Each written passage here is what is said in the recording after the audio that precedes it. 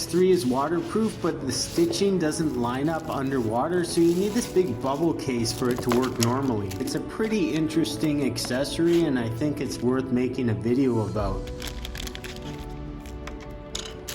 It comes with a cloth case that you definitely want to keep it in, and a few paper inserts that will keep it from fogging up. There's also a mount in the box that allows you to attach it to the Insta360 selfie stick. Make sure to tighten it with the little wrench, as the water is going to put a lot of pressure on that mount. You can only access the two side buttons with the case. The bottom one functions as the shutter button, and the other one lets you change through the video modes.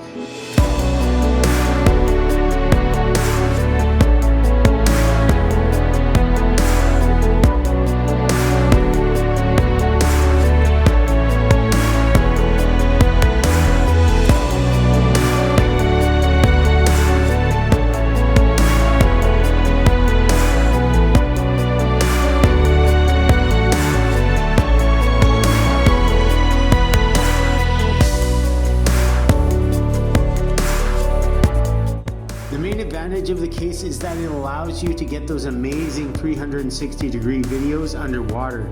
You can set it up on a reef and watch the fish swim in every direction, and if you like to get follow and selfie videos underwater, you'll always get everything in the frame.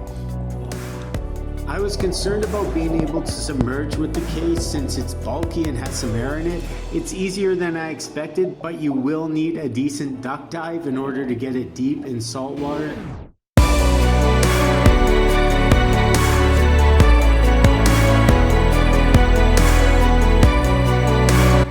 Are also great. I suggest using the burst photo mode for the best results. It's difficult to hold the camera still, and there's generally less light underwater, so I suggest not using HDR photos mode.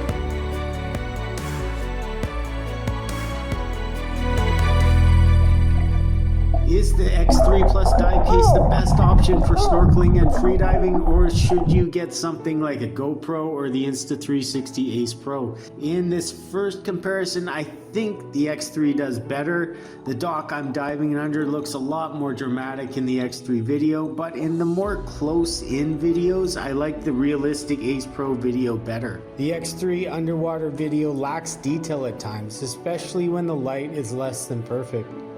At surface level, I like the X3. You can get these amazing half underwater, half above the water shots that are not possible with a regular action camera. Now here are some direct comparisons of the X3 and AcePro underwater and at the surface. I'm holding the X3 on a selfie stick in my left hand and the AcePro in my right hand.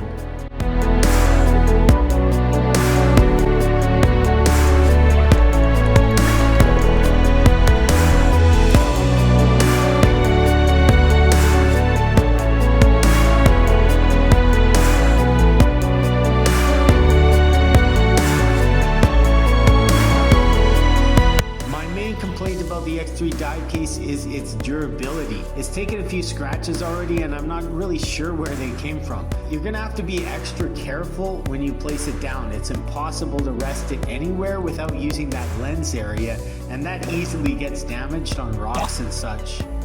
I'll write this article on actioncameraresearch.com where you can read over all of this information a lot more easily than in a video, and that should help you decide if the X3 dive case is for you.